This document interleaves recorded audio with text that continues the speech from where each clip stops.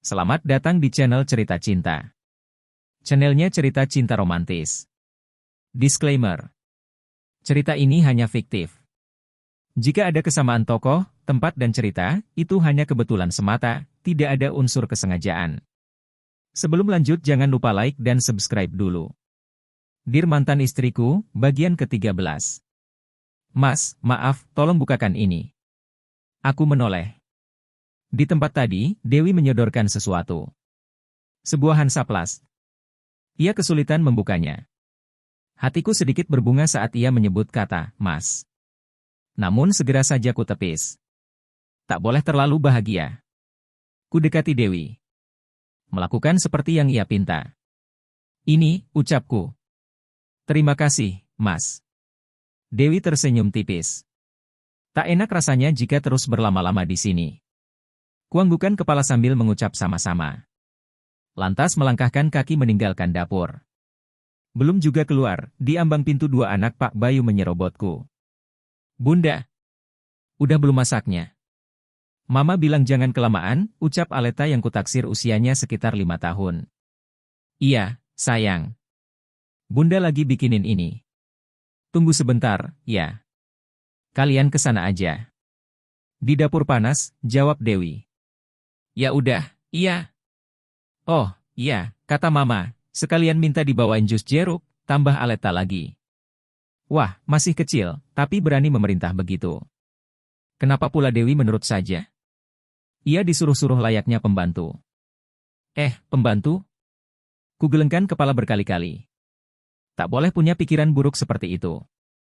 Bukankah Bu Arina adalah tamu? Wajar saja jika Dewi melayaninya dengan baik. Sore hampir tiba, Rozak memanggilku. Ingin ditemani. Ayo diminum kopinya. Jangan sungkan, ucapnya menyodorkan secangkir kopi hitam. Aku sedang duduk di dekat posnya. Makasih, Mas. Kurai secangkir kopi yang tergeletak di atas meja. Rozak tersenyum dan mengangguk. Jangan sungkan, Pak. Di sini kita sama saja, ujarnya. Rozak mengeluarkan sebungkus rokok lalu membukanya. Ia menawariku. Kutolak halus dengan menggelengkan kepala. Aku dari dulu tak merokok. Oh, maaf. Gak apa-apa, Mas. Santai aja, kataku.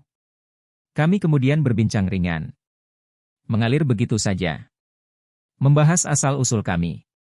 Tapi, aku tak membuka identitas diri bahwa pernah menikahi Dewi. Bisa masalah kalau ia tahu. Baru ku ketahui bahwa Rozak berasal dari luar kota. Kupikir ia warga sini. Itu, Bu Arina, kenapa lama sekali, ya? Dari tadi kau belum pulang, tanyaku mencoba mengorek informasi. Penasaran. Sudah biasa begitu. Beliau itu punya andil besar di rumah ini. Andil besar? Bukannya sudah cerai dengan Pak Bayu? Kok, masih ada, sih? Aku semakin penasaran. Iya. Kehidupan mereka itu rumit. Kasihan itu Bu Dewi. Lebih sering mengalahnya. Ia juga jarang bisa keluar rumah. Pak Bayu melarang Bu Dewi bepergian kalau bukan dengannya.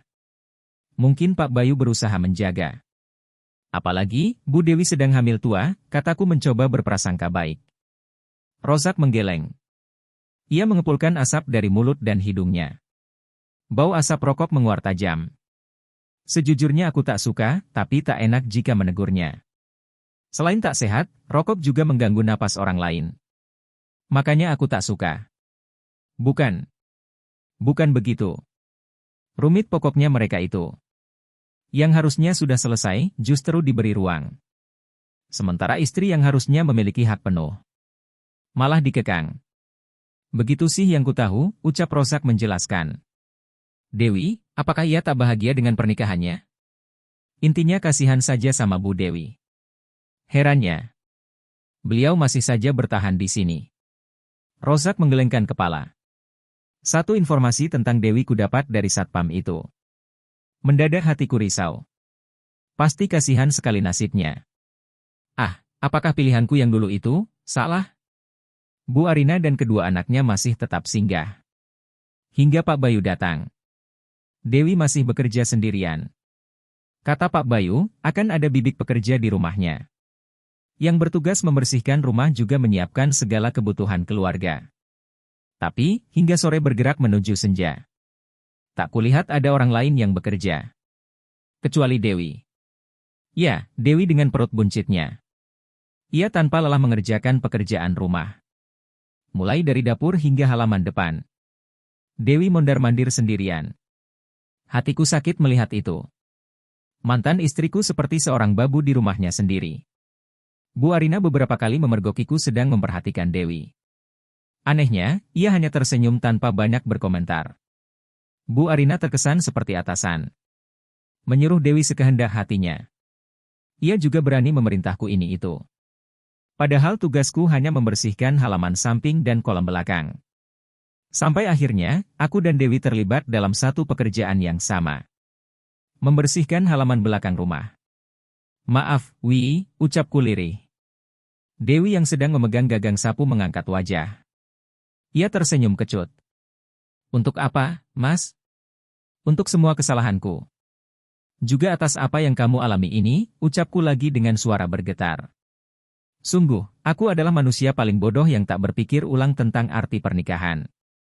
Kenapa baru sekarang minta maaf? Kenapa baru sekarang kamu angkat suara?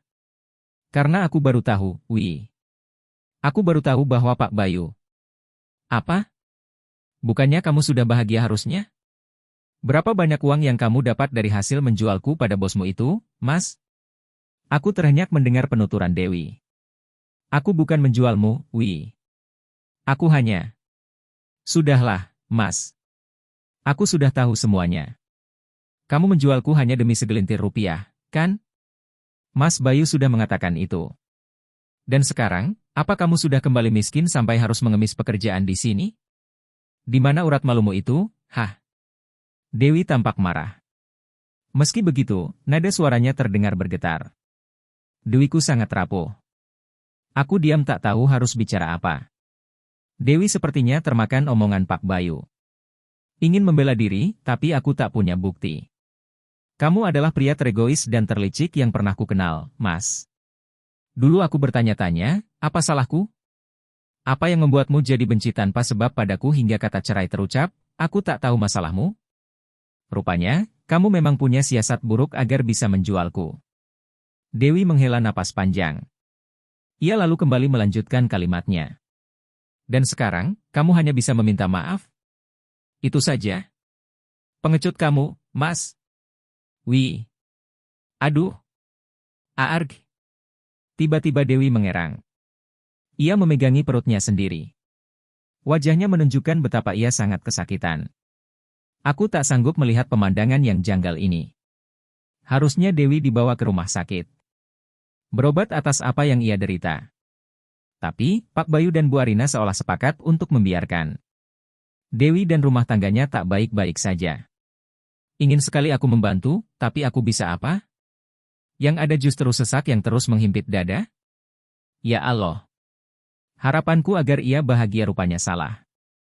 Sebab Dewi justru memilih luka dukanya sendiri. Tanpa sedikit pun kasih.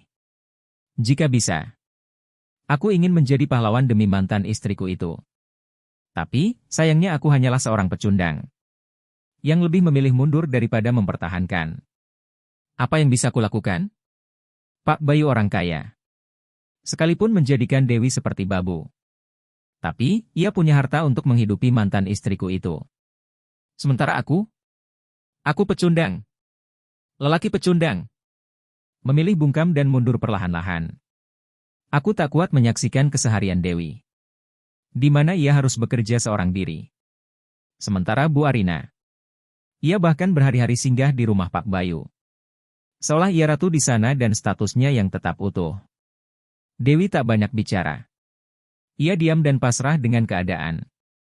Usai pembicaraan di belakang rumah waktu itu, ia lebih banyak menghindariku. Juga memilih bungkam tanpa mau bicara denganku. Hari-harinya dilalui dengan senyum di kedua pipi. Ia ramah pada siapapun, tapi tidak padaku. Dewi justru semakin menghindar dan menjauh. Bersambung.